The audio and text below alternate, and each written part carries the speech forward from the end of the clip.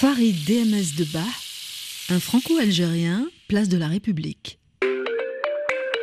En sol majeur,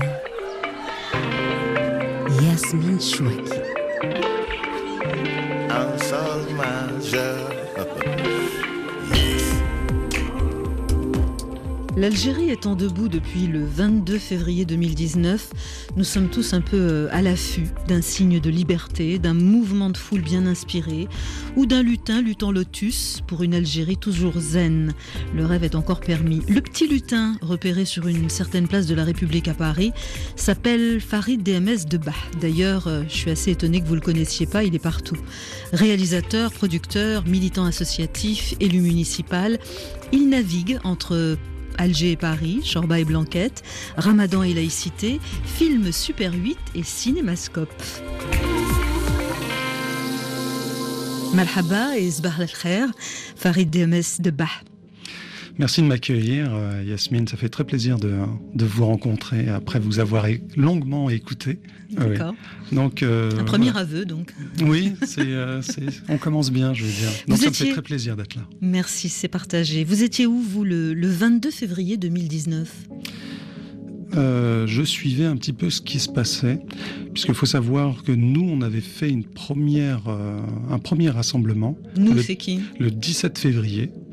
Le collectif Debout l'Algérie. À l'époque, 17 février, j'en faisais pas encore partie. Et le 22 février, on avait déjà les prémices d'un frémissement qui allait se passer. Ce 22 février 2019, ce jour-là, des milliers d'Algériens descendent dans la rue en Algérie pour dire non au 5e mandat de Bouteflika. Et vous, donc, qui vivez en France, vous vous sentez solidaire immédiatement ? Absolument. Peu importe le lieu où on est. Moi, j'ai pas de problème avec. Je suis binational. Je suis autant français qu'algérien, et je n'ai pas cette problématique ni ce côté un peu schizophrène.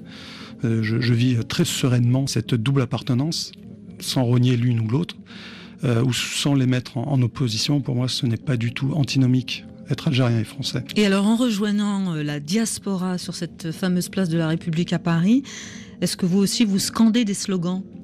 J'aime pas. Je suis pas quelqu'un qui scande en règle générale, ni qui prend la parole au mégaphone. La seule chose que je m'autorisais, c'était un foulard aux couleurs du drapeau d'Algérie.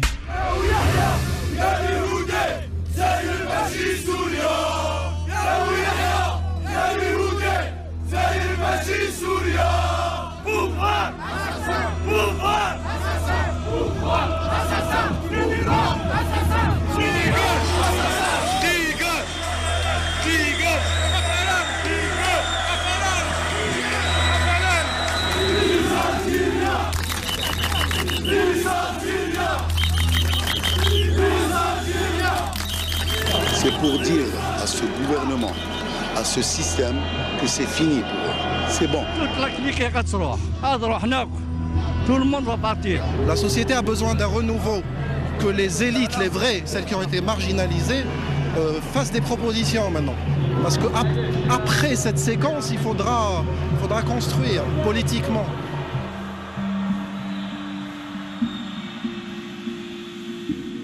Pour En sol majeur sur RFI, FLN dégage, ça c'est côté algérien. L'Algérie veut un renouveau, ça c'est côté français. Alors Farid DMS de Bah, vous avez au début de cet engagement rejoint le collectif Debout l'Algérie que vous avez quitté depuis. Mais un mot d'abord de ce collectif qui s'était fixé comme mission de traquer les avoirs détournés par les privilégiés du régime Bouteflika et dissimulés dans des banques étrangères. Les oligarques algériens détiendraient 21 milliards d'euros. Donc des plaintes ont évidemment été déposées, notamment par Maître Lachmi Belhoussine, qui est un avocat algérien établi à Fribourg, en Suisse. Est-ce que vous savez où en est ce dossier ? Mais écoutez, au moment où j'ai quitté le collectif, ça commençait à prendre forme, cette histoire de gel des avoirs. Donc là, en n'étant plus au collectif, je suis pas très au fait. J'étais au fait par rapport à cette opération qu'avait fait avec... Cette question concerne tous les Algériens de la diaspora ou de la rive algérienne. Enfin. Exactement. Donc, j'en avais parlé avec Houssine quand on s'était vu à République. Il m'avait fait part de ses intentions, que je trouve très louables. Et je l'encourage, et j'encourage tout le collectif à continuer à œuvrer justement dans ce sens. Pour quelle raison, vous avez décidé de quitter ce collectif Debout l'Algérie ? En fait, c'était une volonté par la suite d'évoluer dans une autre direction qui n'était pas forcément celle du collectif. Je vais dire, pas forcément sur les avoirs, mais c'est pas... Le collectif Debout l'Algérie, le mouvement citoyen pour l'Algérie, ils sont pas en opposition, hein, ils sont complémentaires. C'est ça qui est beau, c'est ça qui est intéressant. Mais vous nous rassurez parce que vous me rappelez un proverbe que vous connaissez forcément qui dit « Les Arabes se sont mis d'accord pour ne jamais être d'accord ». Alors pas du tout, parce que je suis persuadé que je recroiserai le collectif et qu'on fera des choses ensemble sans aucun problème. Alors en créant le MCA, donc ce mouvement citoyen pour l'Algérie, c'est quoi la mission number one ? La mission number one, déjà, c'est essayer de fédérer, mais des groupes, de par leurs compétences. Le premier pôle qui a émergé, c'était un pôle média. Et on travaille justement sur la liberté de la presse. Il y a un premier communiqué qui est sorti aujourd'hui, d'ailleurs, qui rassemble plusieurs dizaines de signataires par rapport à justement ce que nous, on attend de la part, non pas du pouvoir, parce que maintenant, le pouvoir, mais plutôt en tant que force de proposition sur l'Algérie de demain, par rapport à la liberté de la presse. Voilà, vous travaillez main dans la main, si j'ose dire, avec la presse nationale algérienne ? Pas du tout. Je dois vous le dire sincèrement, on le dénonce même par rapport à ce premier communiqué. Vous dénoncez quoi ? Déjà, on sait pertinemment ce qui s'est passé avec la télévision algérienne pendant le 4e mandat, qui s'est amusé à nous faire des montages ici et là de Bouteflika, recevant des homologues, recevant les ministres, limogeant, nommant, etc. Ça a été véritablement même la risée. On a vu des montages comme ça qui ont été diffusés même sur Canal, où un certain Yann Barthès s'amusait justement du côté peu professionnel des montages faits par Canal Algérie. Donc c'est tout ça qu'on dénonce et qu'on ne veut plus voir. On veut véritablement une déontologie au niveau de la presse et on veut que les journalistes soient totalement en sécurité en Algérie. C'est ça qui importe, parce qu'à l'heure actuelle, les journalistes ne sont pas en sécurité. Ils ne peuvent pas prendre position véritablement. Il y a toujours une omerta, il y a toujours une sorte de chape de plomb, il y a des chasses gardées, il y a des terrains minés auxquels ils ne peuvent pas accéder. Et ça, on dit totalement non, c'est pas possible. On ne peut pas avancer vers une nouvelle Algérie avec ce genre d'étau qui empêche les journalistes, donc le 4e pouvoir, à pouvoir s'exprimer totalement. Avec cette question, comment être un relais ici en France de ce qui se passe là-bas en Algérie ? Autrement dit, est-ce que le travail de la diaspora est attendu ou en tout cas reconnu ou accueilli par les Algériens eux-mêmes ? En tout cas, en étant honnête sur cette réponse. Non, sincèrement, en étant honnête, ceux avec qui je suis en contact, sachant que le MCA, la majorité des gens qui œuvrent sont en Algérie. Donc déjà, c'est quelque chose aussi, moi, qui m'intéressait, c'est véritablement de travailler en osmose avec les Algériens sur place. Je pense que c'est impensable de se dire on va faire quelque chose sans les Algériens sur place. Et sans que vous-même vous alliez en Algérie, ça aussi c'est un peu étrange, non ? Non, pourquoi ? Vous venez exactement de le dire. Prendre la température, vivre de l'intérieur. Je fais véritablement confiance aux membres qui sont sur place et qui me rapportent l'information. Moi, je ne suis pas là pour porter une voix. Parce que c'est véritablement, le MCA, c'est collégial. C'est pas l'homme providentiel ou la femme providentielle qui va arriver en disant « Oh, j'ai toutes les solutions ». Non, ça n'existe pas. Et d'ailleurs, il ne faut pas que l'Algérie se construise de cette façon-là. C'est de façon collégiale avec tous les membres. C'est sûr qu'il y aura toujours des esprits chagrins qui vont dire « Non, on ne veut pas de récupération de l'étranger, etc. » Mais on n'est pas l'étranger, on est les Algériens. Il y avait un sans faute quand même jusqu'à récemment dans ces manifestations. Seulement depuis peu, on assiste quand même à des arrestations en cascade de manifestants ou de personnalités politiques. Je pense à Louisa Hanoun, la secrétaire générale du Parti des Travailleurs. Et puis sur Twitter, tenez, le journaliste Hamda Baala, qui travaille au HuffPost Algérie, il dénonce, je cite, « une ville quadrillée par le régime qui souhaite l'arrêt des manifestations ». Et tout ça, bien sûr, dans un contexte où l'Algérie vient d'annuler l'élection présidentielle qui était prévue le 4 juillet. Est-ce que vous pensez, vous, Farid, qu'on rentre un peu dans le noyau dur de cette contestation-révolution ? Là, à l'heure actuelle, c'est un moment charnière où il faudra quand même que le Hirak, c'est le mouvement en arabe, donc c'est plus qu'un mouvement, c'est une révolution. Ce qui se passe en Algérie, c'est une révolution. Et cette révolution, elle arrive à un moment sans leader, pour charnière, l'instant. justement, où il faudra qu'elle désigne ses représentants. Ça, c'est important, justement, pour avancer. Farid Mesdebah, qui c'est qui vous a donné dans votre vie, à vous, le virus de l'engagement ? C'est ma maman. Ma maman m'a donné le virus de l'engagement. Elle a toujours été très, on va dire, engagée associativement ici en France. Donc, je l'ai toujours connue comme étant une syndicaliste, vraiment. Ma première manifestation, je me souviens plus du thème, ce que c'était, où elle m'a bardé avec mon frère d'autocollants, de je ne sais quoi, de revendications. On est parti arpenter les rues de la capitale. Je devais avoir, je sais pas, 13 ans, ou non, même plus jeune, 12 ans. Et c'est elle, véritablement, qui m'a donné ce virus.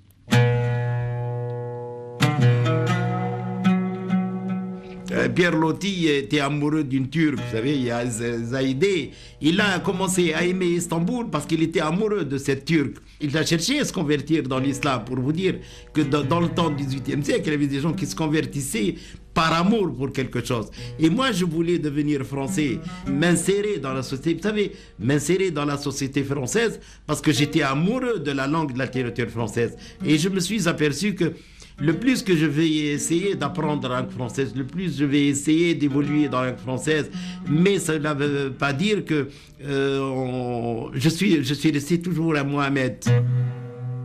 M comme mythe du retour. Avec cette question, est-ce que votre père, à vous, Farid, a eu du mal avec la France ? Est-ce qu'il a eu, comme ça vient d'être dit dans Mémoire d'immigrés, extrait de ce documentaire de Yamina Benguigui, est-ce qu'il a eu le sentiment de rester aux yeux des Français un Mohamed ? Alors, il faudrait lui poser la question, mais à voir son comportement, sa mentalité, pas du tout. Pas du tout. D'ailleurs, bon, quand il parle, il n'a pas d'accent. Donc, c'est que mes parents parlent français sans aucun accent. Et d'ailleurs, ils sont français, de toute façon. Ma mère est arrivée en France, elle avait 8 ans. Il faut savoir qu'ils partaient d'une colonie pour arriver en Hexagone. Chez eux. Oui et non. Bon, voilà. Bon, elle était petite, donc pour elle, c'était pas véritablement. Sincèrement, mes parents n'ont pas senti le racisme. Mon père était entrepreneur. Il était universitaire. Il a voyagé, beaucoup voyagé. L'Algérie, la Tunisie, la Yougoslavie, la Roumanie, puis la France. Absolument, absolument. Pourquoi ce trajet ? Pour ses études, un cursus estudiantin. Et c'est particulier parce que moi, en étant né en France, il m'est arrivé qu'on me traite comme j'imagine, de sale arabe, comme on a pu le traiter. Vous savez, les Bretons à Paris, on les aurait traités de sales Bretons. Des Auvergnats, on les aurait traités de sales Auvergnats. Donc ça m'a véritablement jamais touché et je me suis jamais construit dans cette opposition ou dans cet esprit disant que je grandissais dans un pays qui n'était pas le mien. Par contre, j'ai entendu le mythe du retour. Ça, c'est intéressant. Et oui, parce que vous décrivez des parents totalement intégrés, cultivés par ailleurs, intégrés dans cette France, et en même temps, ils avaient en eux, malgré tout, le désir du retour. Oui, et justement, ça, ce qui est intéressant, c'est que le désir du retour, je l'ai appris beaucoup plus tard, n'était pas un désir plus de l'appartenance au pays. Je pense, mon père étant entrepreneur, c'était le désir d'accomplir. Et il voyait un petit peu comme un cow-boy au Far West, la ruée vers l'or dans l'Ouest. Une contrée sauvage à découvrir et mon père qui était lui plutôt dans les nouvelles technologies électroniques, c'était compliqué. Il était en avance. Très en avance, mais c'est pas grave. Mais il est parti dans tous les sens en termes d'entrepreneuriat. Je sais, j'ai vu mon père ouvrir une vitrerie, j'ai vu mon père ouvrir un salon de confection pour faire des vêtements. Il a fait un petit peu tout, et ma mère a suivi un petit peu, et c'est un petit peu le paradoxe, c'est-à-dire il y a le côté entrepreneur, mais il y a le côté du sang aussi qui a, je pense, été facilitateur de choix de son premier pied en Algérie. Alors, pour vous, c'est pas si simple finalement, parce que ça a produit des atermoiements, j'ai envie de dire. Vous êtes né donc à Paris en 76, Farid Mesdebah. Mais donc avec un petit crochet par l'Algérie entre l'âge de 8 et 11 ans. Oui, exactement. C'était justement à cette période où mon papa entrepreneur avait décidé d'amener les enfants là-bas, à Oum El Boigui. Alors comment ça se passe pour vous là-bas? Est-ce que vous vous sentez le fils d'immigré, l'immigré lui-même, le Roumi? Oui, le c'est français. vrai. Ah oui, c'est vrai. Oui, plutôt, oui, c'est vrai. Là, l'immigration, je l'ai sentie là-bas en Algérie. Enfin, on m'a appelé de tellement de choses. Romi, c'est vrai, Gaori, migré. Bon, c'était cocasse. Mais ce qui était intéressant, c'est que moi, enfant parisien, je suis pas arrivé à Alger ou à Annaba ou à Oran. On est arrivé véritablement dans un petit village où ça a été pour moi, je ne vais pas dire un choc, oui, si, presque un choc, le climat. Le climat était froid, bizarrement.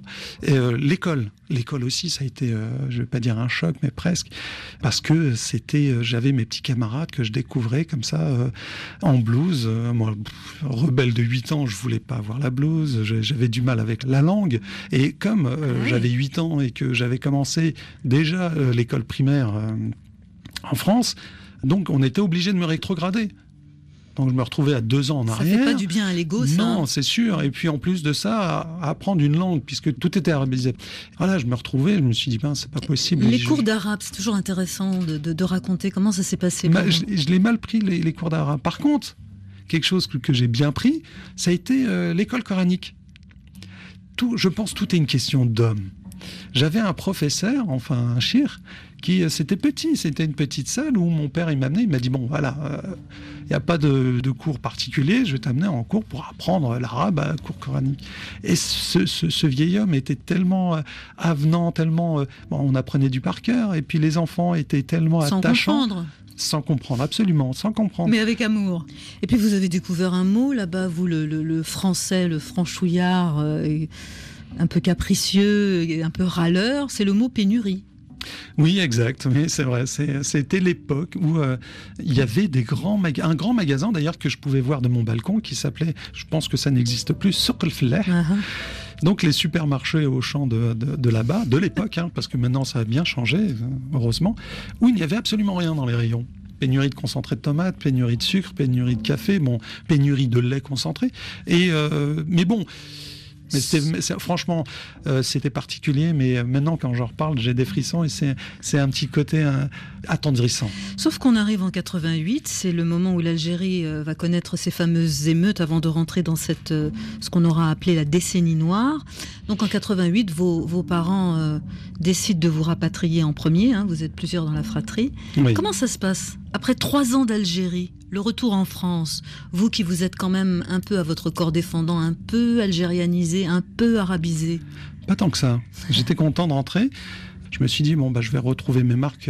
Voilà, parce qu'il faut savoir ça a été le cas ? Même si c'était en Algérie, avec mes parents, j'ai toujours parlé français. Mais c'est vrai que c'était une période particulière parce que j'ai 89, début des révoltes, 90 également, je l'ai vécu dans ma chair, puisque j'ai le petit frère de ma maman qui a vécu quelques mois avec nous à Oum El Boigui, qui était jeune militaire, qui est mort lors des accrochages à Blida.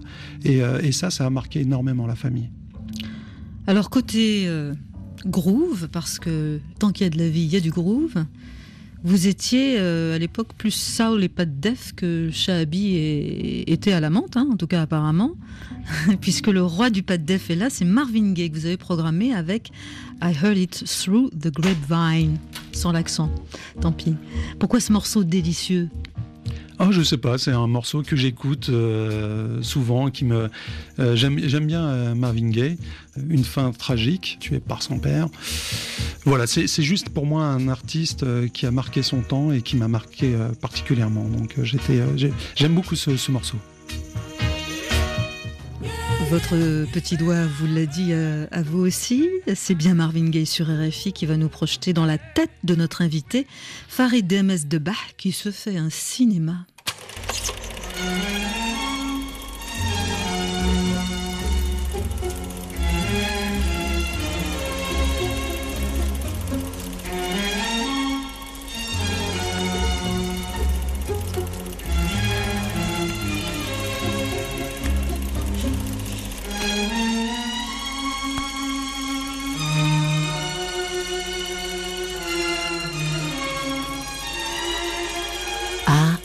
comme au nom du Père. Car cinéma égale papa pour vous, Farid. Oui, c'est vrai. Mon papa m'a donné le virus du cinéma. Déjà, c'est un homme très cinéphile. Il m'a fait découvrir les grands films. Et aussi, il adore filmer. À la maison, il avait 2-3 caméras Super 8, 2 projecteurs également Super 8. Et il s'amusait à filmer un peu tout, la famille, enfin voilà, nos voyages, nos vacances, nos sorties. Il faisait des petits montages. Je me souviens, il avait une petite coupeuse. Il s'amusait à couper la bande, etc. Et moi, ma première approche, au-delà des films qui me faisaient découvrir, c'est l'outil cinéma. C'est-à-dire que il a réussi à vulgariser ce que je pouvais voir à l'écran. C'était sa boîte à bricolage, quoi. Exactement, et là je le comprenais, c'est-à-dire que dès que je voyais un plan et un plan qui passait à un autre, je le voyais se matérialiser devant mes yeux avec la bobine, avec cette coupeuse. Et je lui ai mis naturellement tout de suite piqué ses affaires et je me suis amusé à filmer mes premiers petits films en Super 8. Merci papa, vous aviez même des conversations de vrais cinéphiles autour d'un film comme Duel de Spielberg. Ah, oui, exactement. C'est pas un film simple, hein? J'adore ce film Duel. Course-poursuite dans le désert de Californie avec un représentant en informatique, je crois, qui est poursuivi par un énorme poids lourd. Et donc vous aviez des conversations de cinéphiles tous les deux. Voilà, exactement. Donc, autour de ce film-là. Oui, je parlais de Spielberg et mon papa qui... à ce moment-là, avait oublié qu'il avait réalisé Duel, m'avait parlé d'un grand réalisateur en disant qu'il était mieux que Spielberg, en prenant pour exemple le film Duel. Et là, je l'ai regardé avec des yeux ronds, je lui ai dit, mais papa, c'est Spielberg qui a réalisé Duel. Et là, il a souri, il m'a dit, c'est bien, l'élève commence à dépasser le maître. Donc, à votre box-office, il y a tous les grands. Après papa, il y a Tarantino, Scorsese, un certain Peter Jackson pour la trilogie de Tolkien. Pas de réalisateur français, vraiment, à votre box-office? Non, c'est vrai, je ne suis pas très au fait du cinéma français. Pour moi, la définition du cinéma, ça a toujours été, voilà, je prends un ticket, je vais dans la salle obscure, les lumières s'éteignent et je vais dans un autre monde, dans une autre galaxie, un autre espace-temps. C'est ça qui me plaît dans le cinéma. C'est pas voir la vie de ma voisine ou de mon voisin qui se chamaille dans la barre d'en face. Voilà, ou un couple qui se tire donc le cinéma réaliste, la bourre psychologique dans la cuisine ou dans un parking. Oui, cinéma psychologique, ça dépend. Si vous me parlez de Lynch, par exemple, je dirais oui, j'adore. Évidemment. J'adore. Pas de film algérien non plus à votre box-office? Non, pas de cinéma, pas de film algérien. Pas de Omar Gatlatou, pas de Chronique des années de Braise, rien du tout. Walou. Non, mais même si c'est des films que j'ai appréciés, en tout cas, ça sera pas dans le top 10 ou dans le top 20 ou alors peut-être dans le top 50 pourquoi de le mes cinéma films. algérien ne vous captive pas? Je sais pas, j'ai pas en tout cas à l'heure actuelle fait une rencontre avec un film qui m'a scotché. Alors vous allez vous-même mettre les mains dans la boîte à outils, la boîte à outils comme dit quelqu'un, réaliser pas mal de fiction, un peu fantastique d'ailleurs, c'est votre genre à vous, et puis quelques documentaires, et tout ça sans faire d'école de cinéma. Pourquoi? Oui. Non, j'avais pas eu l'occasion ni l'envie de faire une école de cinéma, j'avais tout de suite envie de réaliser. Donc j'ai réalisé des films, mais très jeune, hein. 14 ans, j'ai commencé à faire des courts-métrages. 16 ans, j'avais un premier article de presse qui parlait de mes films, diffusés à la médiathèque de Paris. Voilà, j'étais plutôt satisfait. Et je pense que c'est ce qui m'a empêché de faire une école de cinéma. Où je me suis dit, voilà, soit je prends de l'argent, un budget d'un film, que je l'investis pour apprendre à faire un film, ou soit cet argent-là, j'apprends directement en faisant un film. J'ai décidé de prendre la deuxième option et de faire directement des courts-métrages avec l'argent de mes études supposées. Voilà, donc c'est comme ça. J'ai préféré véritablement apprendre mon métier sur le tas. Alors exactement. J'aimerais, Farid DMS de Bach, qu'on s'arrête en sol majeur sur ce doc que vous avez réalisé en 2017, intitulé Maroc, l'innocence sacrifiée. C'est une enquête au cœur des grandes villes marocaines, Casablanca, Agadir, Marrakech notamment, sur la pédophilie. Vous donnez un chiffre. En 2014, le ministère de la Justice du Maroc recensait à ce moment-là 5750 actes d'agression pédophile sur tout le territoire. Mais évidemment, les associations pensent que le nombre de cas pourrait être 4 fois plus important. Vous avez tendu votre micro au pouvoir public, aux médecins et bien sûr aux victimes elles-mêmes, à commencer par les enfants. Voici le témoignage de Mohamed, victime de multiples viols entre 5 et 7 ans.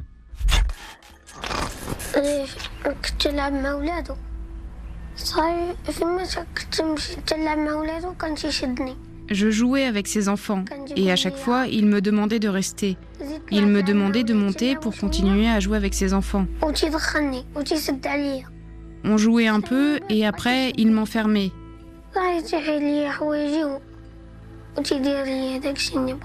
Il m'attrapait, m'enlevait mes vêtements et il faisait de moi ce qu'il voulait. Il m'a pris en photo en menaçant de les montrer à mes amis et à mon école. Tout le monde allait se moquer de moi, m'insulter et me cracher dessus. Je ne pouvais plus rien dire. Farid Hamez Debah, vous pensez qu'il y a autant de petits garçons que de petites filles touchés par la pédophilie au Maroc ? Oui, mais pas seulement au Maroc. Moi, le fait que j'ai fait ce documentaire au Maroc, ça a été un hasard de rencontre, mais en faisant mes investigations, malheureusement, ce n'est pas l'apanage de ce pays. Partout en France, c'est une omerta, c'est un silence incroyable. Est-ce qu'il a été difficile pour vous de recueillir la parole des petites victimes comme ça au Maroc ? Très difficile. Très difficile. Et ce qui est incroyable, c'est que moi je pensais que ça ne serait que une problématique liée au niveau social, donc c'est-à-dire des familles pauvres ou ce genre de choses. Mais alors que non, moi j'ai rencontré une jeune fille qui n'a pas voulu témoigner, qui m'a donné son témoignage off, qui était petite fille de ministre. Et justement, c'était très compliqué. Ça a été quand même 2 ans de ma vie, 2 ans d'investigation, de recherche. Et je remercie énormément, justement, Najat Anouar, qui est la présidente de l'ONG Touche pas à mon enfant. À mon enfant, exactement, au Maroc. Et qui m'a véritablement aidé à mener cette enquête et à finaliser ce documentaire. Mais ça a été très compliqué pour moi, sincèrement. Quel recours il y a exactement au Maroc pour ces cas de pédophilie, puisque on entend dans votre documentaire quelqu'un dire « porter plainte est à peine une solution » au Maroc?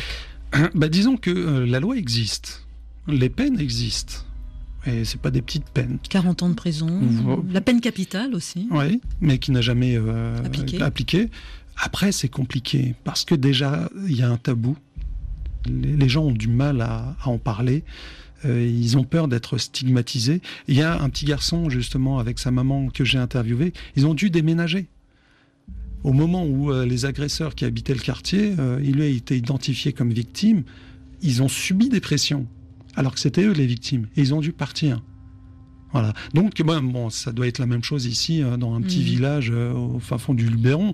Donc, c'est pas au fait du Maroc. Mais c'est difficile de se dire, on va aller au commissariat, on va en parler. Et le problème aussi, c'est que la multiplicité des contacts. C'est-à-dire, un enfant, il passe d'abord devant la police, il en parle. Après, il est obligé de parler au magistrat, à l'assistante sociale. Et il répète comme ça son traumatisme à parler. Sa voix n'est pas prise en compte dès la première fois. C'est-à-dire, ils enregistrent... Par exemple, une solution qui a été évoquée dans le documentaire, l'enfant peut enregistrer son témoignage devant un officier judiciaire et ça s'arrêtera là.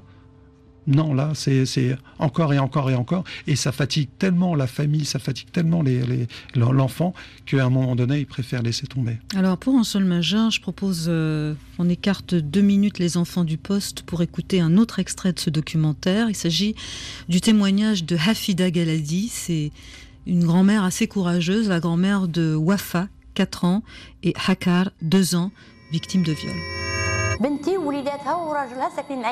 Ma fille, son mari et leurs enfants vivent chez moi. Lorsque ma fille a accouché, nous sommes allés la voir à 18h. Il y avait sa mère biologique, moi qui l'ai adoptée, et sa cousine qui était mariée, que j'ai également élevée. Il a récupéré sa fille, et sa femme lui a demandé de bien s'occuper d'elle et de lui acheter un vélo. Il l'a rassurée. Nous sommes rentrés à la maison pour le dîner. Il a pris sa fille et l'a enfermée dans sa chambre.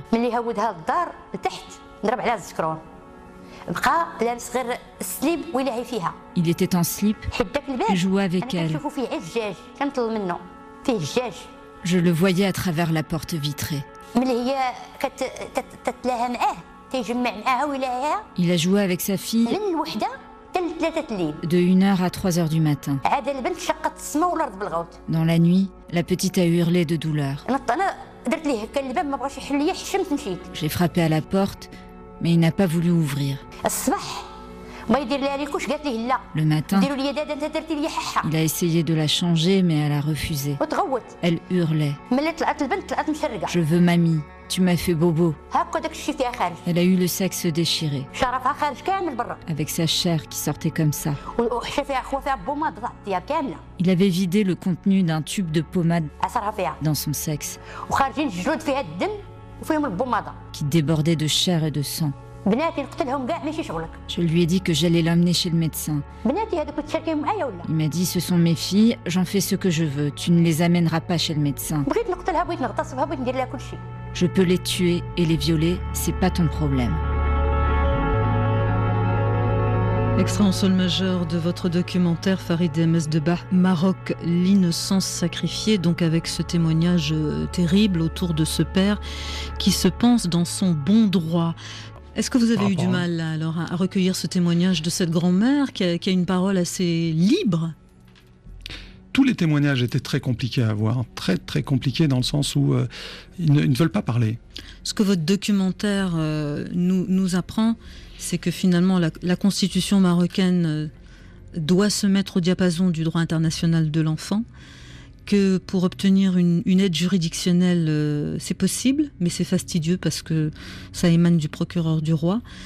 Et donc, bref, sous l'impulsion de cette fameuse Najat Anwar, la présidente de l'ONG dont on parlait, Touche pas à mon enfant, vous avez aussi réalisé des campagnes de pub, de sensibilisation par rapport à cette question de la pédophilie au Maroc. Oui, exact. Oui. Mais moi, je me sentais déjà concerné par son combat avant même de réaliser ce documentaire. Enfin, je suis militant associatif depuis très longtemps déjà. Et j'ai œuvré une association qui s'appelait AMJA, Association de management de jeunes artistes, où on travaillait pour aider les artistes à émerger, voilà, d'Algérie d'ailleurs. Parce que c'était la question évidemment en sous-main. Là, cette rencontre avec cette présidente d'ONG, c'est un peu l'occasion qu'a fait le larron, mais est-ce que vous mettriez votre militantisme au service de questions sociétales de l'Algérie ? Et quelles questions vous souhaiteriez aborder ? Par exemple, les essais nucléaires à Regan. Ça, c'est un sujet qui m'intéresserait beaucoup parce que faut savoir qu'à la période coloniale, il y a eu des essais nucléaires dans la région de Regan. Et jusqu'à présent, il y a des enfants qui naissent avec des malformations. Il y a des taux de cancer incroyables. C'est juste hallucinant. Il y a quoi d'autre aussi ? Un documentaire que j'aimerais bien faire. J'ai fait une exposition photo en 2011 sur les Fogaras à Timimoun. Et les Fogaras, c'est un système d'irrigation millénaire. Dans le désert algérien. Absolument, avec des puits. Donc on creuse une sorte de tunnel avec un dénivelé léger et avec la traction, on attire l'eau vers les jardins. Et ce système d'irrigation, je trouve ça juste formidable parce que bon, il n'y a pas de château d'eau, il n'y a rien. C'est construit à la main de l'homme et ça permet l'agriculture. Donc ça permet la vie. Donc vous avez plein de projets dans les poches, il faut que cette Algérie s'ouvre un tout petit peu. Vous vous appelez, c'est apparemment votre nom de scène, Farid Demes Debah. D'abord, ça veut dire quoi, Debah ? Alors, Debah, c'est... ça veut dire l'égorgeur en arabe. C'est marrant, hein. Je sais pas si c'est marrant. Non, mais oui, pourquoi pas, j'avais peut-être des ancêtres bouchers, j'en sais rien. Je sais pas. DMS, qu'est-ce que ça veut dire ? Alors DMS, bon, c'est un nom d'artiste. Après, c'est selon mon pouvoir. J'ai jamais communiqué sur ce que ça voulait dire. Mais après, c'est selon mon jamais humeur. trop tard. Ah, allez, pour aujourd'hui, je vais dire que ça veut dire doux, mignon et sensible. Au choix. Des fois, ça peut être démoniaque, manipulateur et sadique, mais non, j'ai jamais eu cette dénomination. Alors, donc aujourd'hui, ça va être doux, mignon et sensible. Alors à celui-là même, je suggère d'être quand même au garde à vous.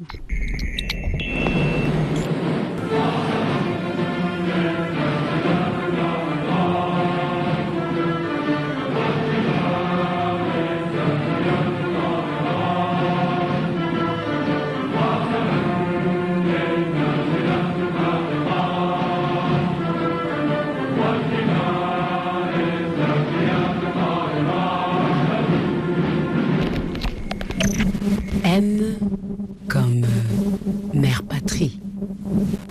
Car on a tous en nous un petit peu de l'hymne national algérien, et j'ai envie de dire. Mais vous, Farid, peut-être un peu plus. Oui, c'est vrai. J'ai quelque chose qui résonne en moi quand j'écoute l'hymne national algérien, notamment quand j'étais plus jeune, de 8 à 11 ans. À l'école, c'était samedi, voilà, puisque samedi ça correspondait à lundi. Tous les samedis, il y avait le lever de drapeau dans la cour. Donc il y avait un mât, on amenait le drapeau et on faisait le lever de drapeau avec justement l'hymne national. Et donc on se mettait tous les enfants tout autour du drapeau, un petit peu au garde à vous et tout, et on écoutait, on chantait. Et le directeur choisissait 2 élèves pour faire la montée de drapeau. Et il ne m'a jamais choisi. Et ça a été véritablement une déchirure pour moi. Je le dis avec un sourire dans la voix, mais à l'époque, je disais, mais pourquoi il ne me prend pas ? Et j'avais cette blessure envie... patriotique. Oh, mais quand on est petit, on a envie de participer. Je me disais, voilà, je suis quand même parti de ce pays. Mince alors ! Pourquoi tu me choisis pas pour faire la levée de drapeau ? Tout est dit. Bon, après, plus tard, j'ai grandi, je me suis acheté un petit drapeau algérien et je l'agite comme un vrai petit patriote à la maison. Donc tout va bien dans le meilleur des mondes. C'est donc vous. Vous avez grandi, vous, dans le mythe de 54, c'est-à-dire le déclenchement de la guerre de libération en Algérie. 1er novembre. Oui. Mon grand-père paternel était un activiste. Il a dû s'exiler avec femme et enfants en Tunisie, à Hamemlef. La famille de mon père, en tout cas, ils ont pu partir. Du côté de ma mère, à Ouadznati, ça a été plus compliqué, où mon grand-père maternel a subi les tortures de l'armée coloniale. Le grand frère Béchir, donc, qui avait 24 ans, est mort. Donc c'est compliqué, surtout quand ma mère me raconte, elle a attendu que je sois âgé pour me raconter un petit peu ce qui se passait dans les yeux d'une petite fille de 6-7 ans. Les exactions, le soir, l'armée qui vient comme ça pour prendre son père, pour prendre son frère, ses frères, parce qu'elle avait 2 frères qui ont été plusieurs fois torturés. Et puis, une petite anecdote qui me vient, des fois quand j'étais plus jeune, je sifflotais. Et ma mère me disait toujours arrête. Je comprenais pas, je dis mais qu'est-ce qu'il y a ? Elle me dit c'est pas bien. J'ai jamais connu ma mère superstitieuse ou ne pas traverser en dessous d'une échelle parce que ça porte malheur. Donc plus tard, je lui ai posé la question. Elle m'a dit, tu sais, quand j'étais petite, on entendait les soldats siffler, à rentrer, tourner autour de la maison. Et à ce moment-là, ils rentraient, ils cassaient la porte et ils prenaient mon père, ou ils prenaient mon frère, ou ils prenaient les 2. Corne de gazelle ou chou à la crème ?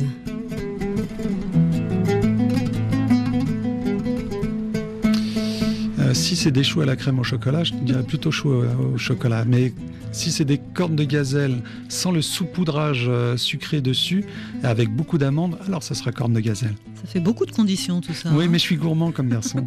Apparemment. L'arabe ou la mazir ? L'arabe pour l'histoire et la mazir pour les racines.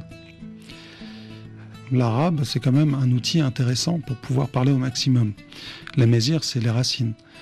Justement, pour l'anecdote, quand j'étais jeune, avec mon frère et ma sœur, on a créé un groupe de musique qui s'appelait DMS, groupe DMS, et on chantait en amazigh. Alors DMS, ça voulait dire quoi ? C'était le groupe. On ne saura jamais. La France de Gaulle ou la France de Macron ? La France de Gaulle, je ne la connais pas. Vous avez lu 2-3 trucs quand même. Oui, mais je ne suis pas très au fait de Gaulle, donc j'ai un peu de mal avec le personnage. Voilà. On y est. Oui, non, mais c'est vrai qu'il a fait l'appel à la BBC à Londres. J'aurais préféré qu'il fasse l'appel au milieu des champs de bataille. Voilà, et qu'il soit véritablement un résistant au sens noble du terme. C'est un planqué pour vous. Pas juste un animateur radio. Il en a profité. Je dis que c'est un bon opportuniste pour moi. La France ou l'Algérie ? Les 2. Non, sans choisir, je dirais les 2 sans problème. Pas eu de problème de... Non, j'ai jamais eu de soucis. Question identitaire, non. On se dit alors, est-ce que je dois faire un choix ? Non, je suis pas du style à me regarder. Je suis plus Farid ou Fabrice ? Non, mais je suis Farid, et puis Farid, ça fait partie de la France, et Farid de France fait partie de l'Algérie, ça, de toute façon. Vous vous définissez comme un beurre ?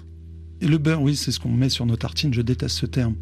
J'ai l'impression qu'on a créé ce petit sobriquet comme pour infantiliser une population.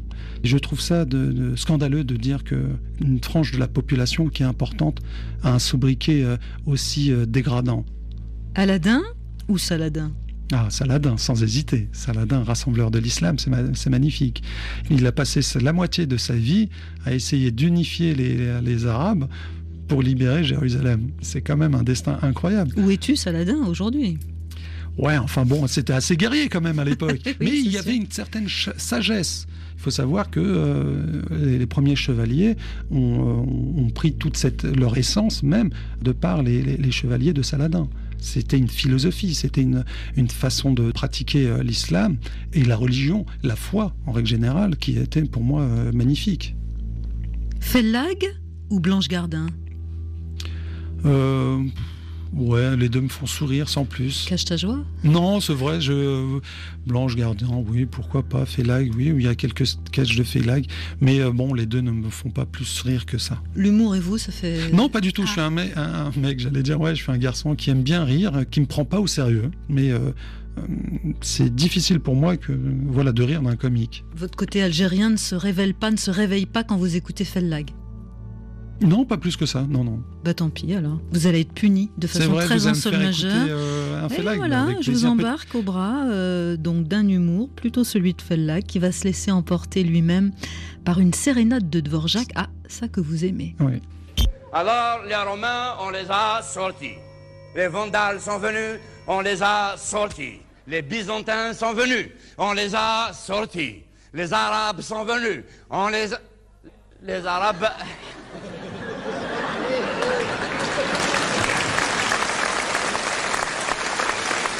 Les Arabes, non. Les Arabes, ils nous ont eu. Comme ils ont la même couleur que nous, on les a pas vus venir. Et ils se sont mélangés avec nous jusqu'à maintenant, petit à petit, jusqu'à maintenant où on ne sait plus qui c'est eux et qui c'est nous. Quelques siècles après, les Portugais sont venus. On les a sortis. Les Espagnols sont venus, on les a sortis. Les Anglais, ils allaient venir. Ah, ils sont pas venus.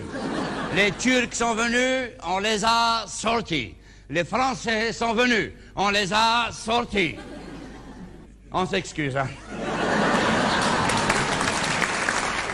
Vous avez exagéré, c'est trop bizarre. Si vous avez été gentil juste un peu, il y avait de la place pour tout le monde.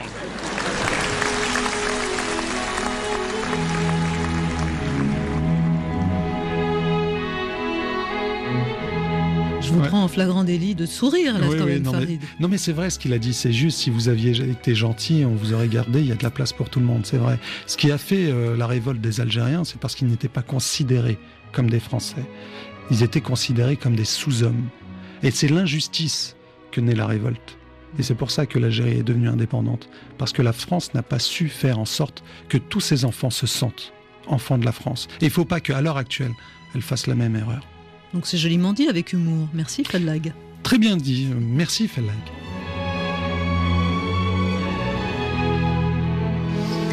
Facebook, Twitter, ça c'est pour nous suivre, pour ceux qui pianotent sur tout ça, avec notre application Pure Radio. Et puis la radio elle-même, c'est quand même pas mal. Chaque samedi, chaque dimanche, à 14h10 temps universel. C'est 16h à Paris, Farid. Avec grand plaisir. Caroline Filiette, Laura Pinto, Yasmine Chouaki, on vous retrouve et on vous espère la semaine prochaine avec Kyoko Takenaka.